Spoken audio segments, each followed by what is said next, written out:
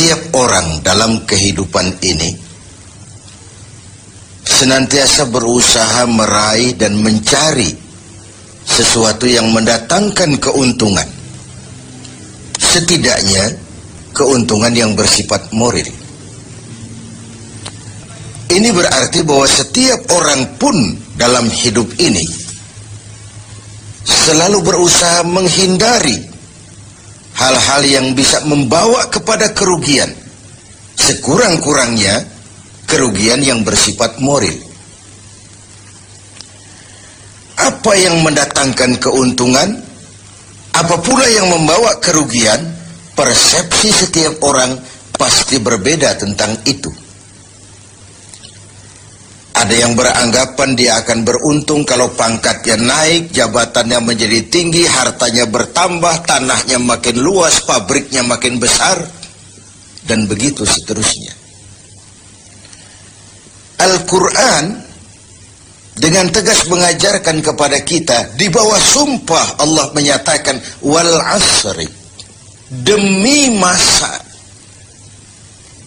innal insana lafi khusr, sesungguhnya manusia pasti berada di dalam kerugian.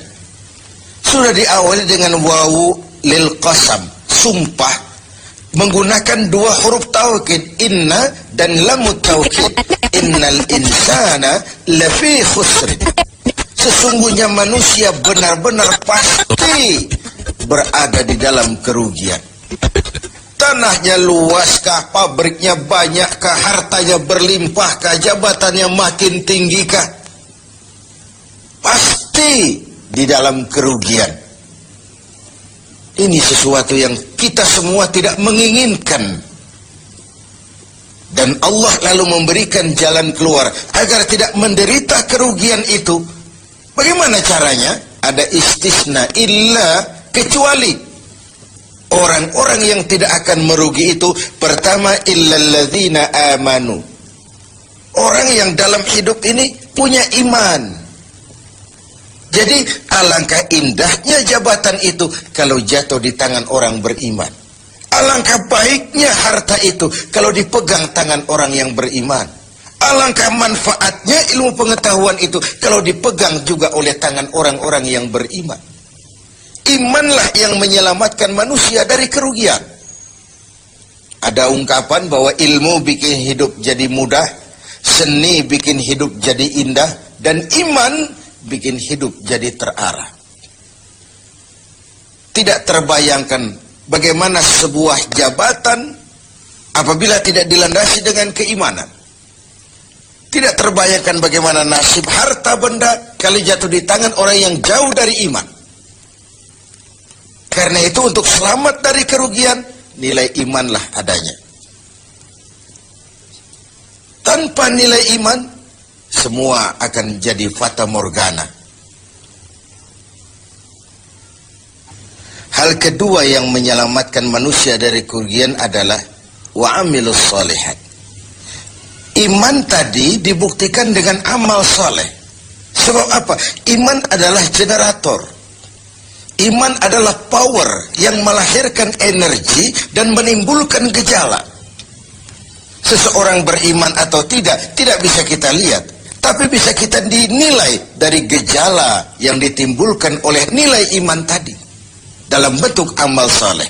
Sehingga dalam keseharian kita bisa bilang, orang itu imannya bagus ya. Kok tahu kamu? Sujudnya hebat. Orang itu imannya bagus ya. Kok ngerti kamu? Sedekahnya berani. Orang itu imannya tinggi ya. Kok tahu kamu? Jihadnya luar biasa. Iman sesuatu yang abstrak, tetapi dia menimbulkan gejala, dan gejalanya tidak lain adalah amal yang saleh.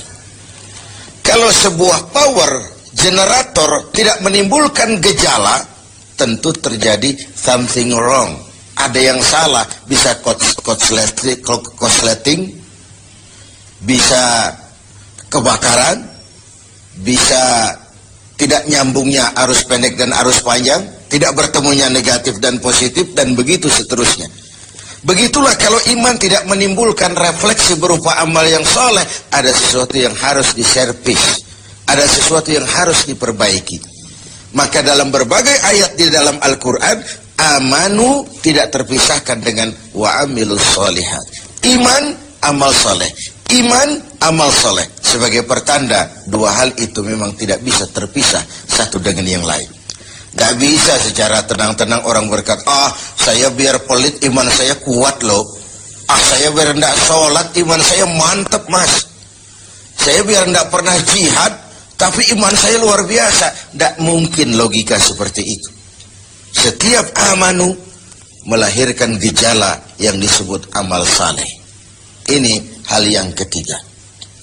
Yang keempat, setelah iman dan amal saleh, tawasaw bil haq, saling menasihati dalam kebenaran, bukan dalam kebatilan, bukan dalam kemunkaran.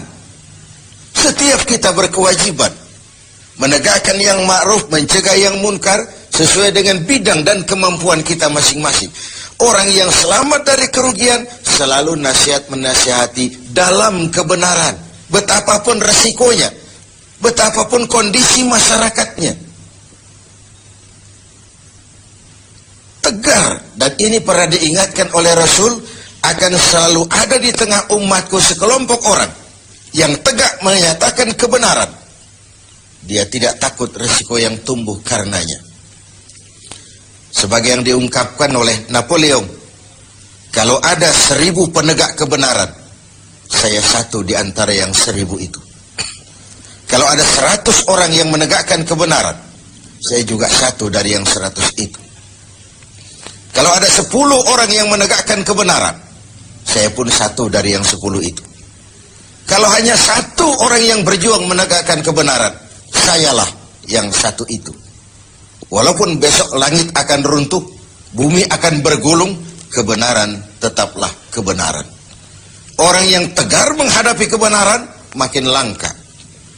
Orang yang tidak larut di dalam memperjuangkan kebenaran semakin sedikit jumlahnya.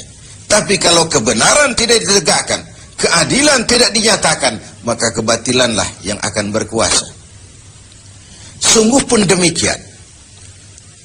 Yang keempat, Allah menutup ayat ini, wa tawasaw bis sabr. Nasihat menasihati dalam kebenaran dan nasihat menasihati dengan cara yang sabar. Kalau kebenaran sebuah prinsip, maka kesabaran adalah sebuah strategi. Jika kita benar, kita harus sabar. Kalau kita sabar, harus karena benar. Kebenaran tanpa kesabaran membuat kita mudah dipatahkan orang. Sebaliknya, kesabaran tanpa kebenaran membuat kita diinjak terus oleh yang lain. Kalau punya prinsip, harus punya strategi. Strategi digunakan untuk sebuah prinsip. Prinsip tanpa strategi, habis kita digusur orang. Strategi tanpa sebuah prinsip, habis kita diinjak terus oleh yang lain. Inilah Ramadan, di mana kita berusaha meraih keuntungan yang sebesar-besarnya. Setidaknya keuntungan yang bersifat moral, dengan melakukan pendekatan-pendekatan yang intensif kepada Allah, dengan memupuk keimanan, memperbanyak amal saleh, nasihat menasihati di dalam kebenaran, dan menasihati dengan cara yang sabar, sehingga terhindarlah kita dari kerugian. Setidaknya kerugian secara moral. Kalau kehilangan harta kita sangat merugi, bagaimana pula kalau kehilangan iman? Bagaimana pula kalau kita kehilangan amal saleh, menghadap Allah, tidak ada bekal yang kita bawa? Bagaimana pula kalau kita tidak ikut tegak menegakkan kebenaran, bahkan larut dalam kebatilan, berpangku tangan terhadap ketidakadilan? Kata Nabi, as-sakitu 'alal batil syaitanun akhras. Orang yang diam dari menghadapi kebatilan, tidak berani menyuarakan kebenaran, sama dengan setan gagu. Sekali lagi, orang yang tidak mau menyuarakan kebenaran dan diam menghadapi kebatilan, oleh Nabi dikatakan syaitanun akhras, sama dengan setan yang gagu. Berlindung kita kepada Allah, jangan masuk dalam kelompok yang seperti itu. Dari ayat surah yang pendek ini, kita ambil beberapa catatan. Pertama, intan paling mahal, mutiara paling berharga dalam hidup ini tidak lain adalah nilai-nilai iman. Biarkan zaman berubah, akidah jangan sampai goyah. Silahkan masa berganti, keyakinan jangan jadi mati. Karena iman kita hidup, untuk iman kita berjuang, dan dalam iman kita ingin kembali menghadap Allah. Yang kedua, buah daripada iman adalah amal soleh. Amal soleh refleksi yang ditimbulkan oleh nilai-nilai keimanan. Bahkan diketahui iman seseorang dari amal soleh yang dikerjakannya. Yang satu merupakan fondasi, yang lain merupakan hasil buah dari fondasi yang kokoh itu tadi. Dalam Al-Quran Allah menjelaskan, huwallazi khalaqal mauta wal hayata liyabluwakum ayyukum ahsanu amala. Dialah Allah yang telah menciptakan hidup, yang telah menciptakan mati bagi kamu sebagai ujian, siapa di antara kamu yang paling banyak amal salehnya. Ada hidup dan mati sebagai batu ujian untuk mengetahui siapa yang terbanyak amal solehnya.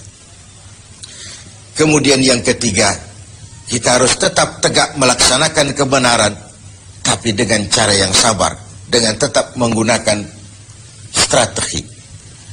Haqqun bila nizamin yaghlibuhul batilu binizamin. Kebenaran tanpa strategi bisa dikalahkan oleh kebatilan yang memakai strategi. Kebenaran yang tidak terorganisir akan bisa dilumpuhkan oleh kebatilan yang terorganisir. Maka diperlukanlah semangat kebersamaan untuk menegakkan yang ma'ruf dan mencegah yang munkar bagi kemaslahatan kita sebagai umat dan juga sebagai